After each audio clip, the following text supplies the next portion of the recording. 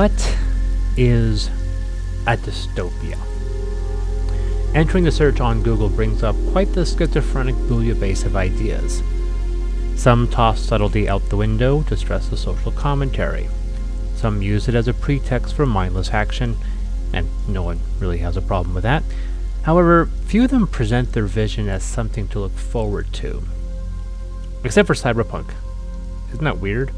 Right up there with related genres, people apparently want to dress up and act within a cyberpunk setting, and they could never figure it out. I think because people get it into their head that they would be a unique kick-ass snowflake and not among the 99% that are poor and dying on the streets. Remember, the term dystopia literally translates to bad place, meaning despite the success of the Hunger Games, you do not actually want to live there. As a setting, it's designed to be traumatic. It's meant to serve as a backdrop for heroic characters to stand out. It creates the conflict protagonists rise to overcome. Without that glimmer of hope, even if that spark is extinguished by the time the credits roll, a setting within the genre is vapid. This bad place can manifest in several ways. It can be imposed by an outside force or a natural one we choose to ignore, or by our own human nature. Or a combination of them, of course. These stories always suffer from a logical transition. How did we get to that state? It couldn't have happened quickly, could it? It had to have been such a slow transition as to not appear a concern. Once one aspect was accepted, as usual, another privilege, another joy was taken away. We don't need to doubt such a shift anymore. We can see plain as day how huge shifts in the status quo can be accepted by the masses despite the insanity of the change. This is not from Blade Runner, by the way. This is San Francisco from 2020. Between then and the posting of this video, 4.5 million people have died from a plague that 30% of the population believes isn't a threat, or worse, doesn't exist at all. He just won't stop with the social commentary. By now, someone has undoubtedly started their rant that politics should remain out of such a discourse. But I feel that with dystopian fiction, avoiding politics is impossible, and is part and parcel of the genre. It would be like taking steam out of steampunk. We're all scared. It's the human condition. Why do you think I put on this tough guy facade? This is Euphoria, a board game about dystopias. Confused? We'll get to that. First, let's look at the definition of the term. A state of intense happiness and self-confidence. That's puzzling. It could also obviously be ironic. Let's look at the manual, where the subtitle is Build a Better Dystopia. But if it's about building a dystopia, why is it called Euphoria? The tagline offers this: a dystopian cityscape awaits your leadership as you make strategic choices to construct buildings, strengthen alliances, and expand your empire. Before we move on, I think we can all agree that empire is never a good thing, right? Empire implies control, royalty, a monarchy, or even a theocracy. The irony is that outsiders today claim the United States is losing its empire. Funny, isn't it? So, it's a game called Happiness, about your drive to take control or build a totalitarian society rife with injustice. However, the expanded explanation on the first page, well, it says something quite different. Within it, it extols a story of how you discovered how rotten the world really was and how you worked with other agents within the various factions to wrest control of the realm from those in power. It implies that your motivations are honorable, that it's about freedom, about liberating the masses from their oppressors. Well, if that's the case, why is it about building a better dystopia? This description matches with the name, everything else does not. Throughout this game, rules appear that point this game away from anything even remotely resembling optimism. You are a nameless individual of clearly some influence controlling two workers from potentially rival factions within this world. These workers literally abandon you if they get too smart. Not particularly hopeful. So what is Euphoria? The game, I mean. To put it simply, it is, ignoring what it claims or what it promotes, an ironically titled die placement game where a 1984 or a Metropolis-style classic government dystopia is already in control of the state, and you're using your power and influence to gain authority and control over the state versus other players attempting to do the same. There is nothing optimistic or cheerful about this. It's a game about horrible people manipulating a horrible system to keep innocent people underfoot and establishing a monopoly of control within a totalitarian empire. And boy, is this game fun. I mean, it's really good, which is a damn shame because clearly the game has fallen under the radar. It was released the same year as Viticulture, which established a foothold as one of the greatest games of its time. These titles would be followed up with Scythe, another legendarily popular game. Interestingly enough, Euphoria received more critical acclaim, so why did it get pushed into obscurity? I would imagine that's because up until recently, the game was later proven to be deeply, deeply flawed, but we'll get into that in a moment. Here's the game, separated into 4 regions: Euphoria, Icarus, the Wastelands, and Subterra. These are color-coded. There are also 7 different tokens between commodities, energy, water, food, and bliss, and resources, gold, stone, and clay. Yes, these all seem like resources. The game divides them. Let's move on. The first controversial element of the game that literally no other Stonemaier game replicates is that there are no points in Euphoria. Each player possesses 10 stars. Yes, if you have not figured it out already, Stonemaier reuses all their symbols and tokens amongst their games. When a player places their last star, they win. Just like that. If 2 players win on the same turn by the same trigger, a series of tiebreakers occur to determine the victor. That's it. These are recruit cards. Draw 4, pick 2. One is face up with the other face down, offering no benefits until flipped in-game. Each player gains a rather thematically basic ethical dilemma card that you can use as an action to gain a benefit or further one's progress in the game, assuming you can pay the cost. Each player then selects a color and gains the giant head, heart, 4 dice, and 10 stars associated with that color. Place your heart on 1, your head on the 3 pip symbol. Place these diamonds at the start of their progress trackers on the allegiance track and separate all the tokens to their associated regions: water and stone, clay and food, electricity and gold. Bliss is found alone at the top of the board. Place these neutral workers at the start of these tunnel tracks connecting regions on the boards, except for Icarus at the top. Ignore these numbers for now. I'll get to those in exactly 1,652 words. Holy shit. Gain 2 worker dice with the other 2 placed elsewhere, which can be purchased in-game. Block off these actions as they are not yet available. These are construction sites. Place 1 face down on each of these spaces. These are territories. Lock off enough using tokens so that the number of empty spaces in each territory matches the player count. Roll your dice. So, I should come clean and admit that I love die placement games, but specifically I like them when the die roll affects your choice but not your ability to play. There are good examples of this. Kingsburg, and one of my favorite games of all time, Alien Frontiers. This is footage from my old review. Check it out if you have the chance.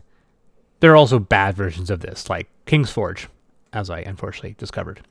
The trick is that your dice, regardless of value, cannot ruin your turn. All they do is affect your available choices. Euphoria works around this issue by having your die roll not really matter at all. Anytime you retrieve 1 or more dice, you must roll them. Take that value, add in the modifier set by your knowledge, and if 16 or higher, remove one of your highest die rolls. Want to mitigate that? Ensure your workers remain dumb and unenlightened. As a result, you can imagine how risky it can be to have 3 or 4 workers pulled back at once. But there is a benefit. If 2 die results are the same, you can spend 1 action to place both workers. On your turn, you can do one of 2 things. Place an available worker on the board, or both if they have the same value, or retrieve any number of workers from the board, rolling them subsequently, of course. You can pay for food or a bliss and gain 2 morale, or lose 1 morale if you don't have the resources to spend. The morale chart tracks your hand size for artifacts, which can be traded at various locations. If the cost is 3 cards, you can spend 2 if they are the same. There are 3 types of potential spaces to place dice. These are temporary. Once you place a die, you or another player can push that die off that location. You then roll the bump die, compare the total to your knowledge modifier, lose a worker if necessary. This is a one-time use. Pay the resource indicated, and that die is locked until bumped by a specific response. These are all associated with these hidden construction objects. Once a number of spots are occupied equal to the number of players, the dice are kicked off by sliding the project and flipping it over. Dice are then rolled and returned. Finally, these multi-use spaces, which are the only ones on the entire board where the die roll actually matters. That's it. No joke. You roll for knowledge and use that result on the 4 multi-use spaces, which are all the same, by the way. These award a commodity based on the total number on the dice present. This means additional dice increase the overall number and alter the reward, but in a moment of brilliance, higher values may not be preferred. The first column provides 1 unique reward and increases your faction's progress. That's good. The next column adds food and decreases worker intelligence. That's bad. No, Hummer, that's good. The final column offers 2 commodities, That's good. but increases your worker intelligence by 1. That's bad.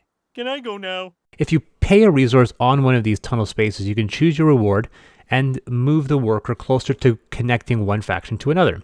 Once it reaches this point, if you have hidden workers of that faction, flip it over and gain any benefits hereafter. Once it reaches the end, remove this block token to unlock a new Uber ability that offers additional commodities, which is very useful if you focus heavily on one faction. These posts offer additional workers, pay the resource listed, and gain the 2 benefits. I mentioned 245 words ago that once you have provided the needed resources and workers, this tile slides, pushes workers off, then flips over. It reveals a unique cost for this action, while also unlocking these rewards. Anyone that contributed to this project immediately places a star on it. Those who did not suffer this penalty. Spend this cost, advance the respective tracker, place a star in an available space in this territory matching that location. You can also spend 3 artifact cards in this space and place a star either on the matching project, if you don't already have a star, or in the territory if it has an open spot. This allegiance track I already mentioned a few times is not a die location. Several actions increase trackers along it to match specific locations. Once a tracker reaches this first tier, move this top token next to the matching multi-use location. It now awards 1 additional commodity. Reach this second tier and now you gain both benefits on this tunnel space. Reach a third tier and anyone with matching recruits still hidden, flip them face up. Finally, reaching the end allows a player to place a token on each recruit with a matching faction. If you selected 2 of the same faction, you place 1 token on each. Almost all of these rules involve the 3 ground-based regions. Icarus, the floating people, have prefixed construction projects, the loft, the bar, and the lounge. By the way, I talked about these ethical dilemma cards which double as token legends. As an action, pay the cost and select a reward. Despite the star being tempting, picking a 3rd recruit can be the best selection in most situations. And that's basically it. I know it's complicated, but not by much. Because specific triggers can allow multiple players to place stars on the same location, there are not 1, not 2, not 4, 6, but 5 different escalating ways to break a tie. But most of the time, whoever dropped the last star wins. No points, you just win. The game offers several optional rules: drafting the recruits in market drafts, which are a good idea; a house rule where placing a second worker on the same turn costs 1 morale, which I think is mandatory; and a 4th where you draft locations on the moral and knowledge track, which I think is really dumb. I will say I enjoy Euphoria right off the bat, but there is a massive caveat. To explain that, I need to tell you what's wrong with this game. As everyone starts on the same spot on knowledge track, it is impossible early in the game to lose a worker, and you are not allowed to lose them all. However, you will likely lose a worker at some point, and someone unable to mitigate this will fall behind quickly. Icarus is a neat idea, but its detachment for the rest of the board also means you can basically ignore it unless you selected factions from there. Certain recruit cards are far more potent than others, especially in the early game, like these, awarding additional reward commodities on the multi-use spaces. If you have one of these, you use it. That's simple. And if a player does not have 1 face-up, that player is likely not going to win. In a 2 or 3 player game, it will take a really long time to move this tracker all the way across. And yes, spoilers, this board already has stickers from the expansion. Cool your jets, I'm getting to it. In larger group games, players who have face-up recruits from the same faction can effectively team up and get a leg up over players in minority factions. And of course, there is the randomness of artifact cards. You draw 1 and are stuck with the option, with no capacity to mitigate. Oh, very cute, Jamie. Very cute. Well, no worries, because there is an expansion which fixes the game. Because of course it does. This would be a patch in video game circles, but in a board game, they sell it to you. Ignorance is bliss. Is just that. While most expansions add complexity, additional features, or alternative methods of play, Ignorance is Bliss is purchasable errata, so evident that it is basically mandatory. This is not isolated, as the first Viticulture was also flawed, resulting in the later Tuscany release, with elements later incorporated in the Essential Edition, meaning they took all the fixes from Tuscany, put it in Viticulture, then sold the rest as the Tuscany Essentials. As Euphoria has not been as successful, likely we'll never see a Euphoria Essential Edition. Ignorance is Bliss offers an Automa rulebook for solitary mode, a feature all Stonemaier games would eventually come with standard. In the old game, if you run out of resources, you can employ these multiplayer trackers. The expansion offers these larger tokens that count as 5. The game now offers mats where players can track their knowledge and morale without reaching over the board. That's useful. There are 16 new market tiles and 54 new recruit cards. These are expansions, meaning you use these or the originals. But there's a fascinating shift in the game which occurs if you use these new ones. Remember I said 361 words ago that certain recruits are far more powerful. Well, the expansion would have you toss the old ones in favor of these new ones that remove those misbalancing recruits. There are also these factionless recruits that can significantly affect your early game. The market tiles also took a significant shift. They now require specific artifacts to employ, which prevents certain players from brute forcing their way into placing multiple stars. But you probably think that the randomness of the artifact deck could swing that. Well, not anymore. Now there's a bizarre board. No, not a bizarre board. A bizarre board where players can place resources to gain specific cards if they don't want the free one at the end. Oh right, the stickers. These are placed to make digging a tunnel faster and lower player count games. Place the worker based on player count. Kind of makes sense. Also, the game fixes the problem with majority factions in play by offering resource bonuses to minority players. That house rule suggesting a hard cost when placing duplicate workers on the same turn, well, that's required now. I think it's evident by this point that Ignorance is Bliss is required.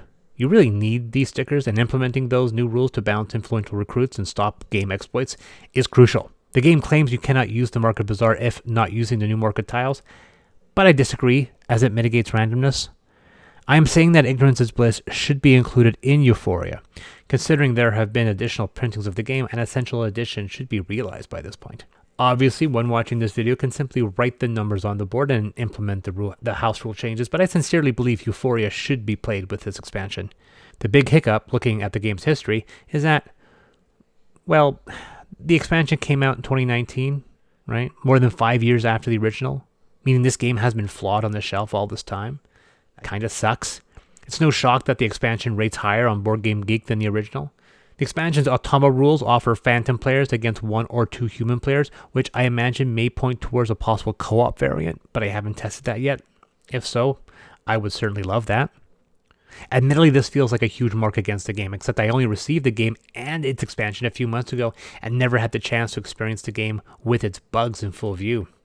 The game as played is excellent. It's fun, with any potential randomness mitigated when it appears. It's not as good as Viticulture or Scythe, but those are classics.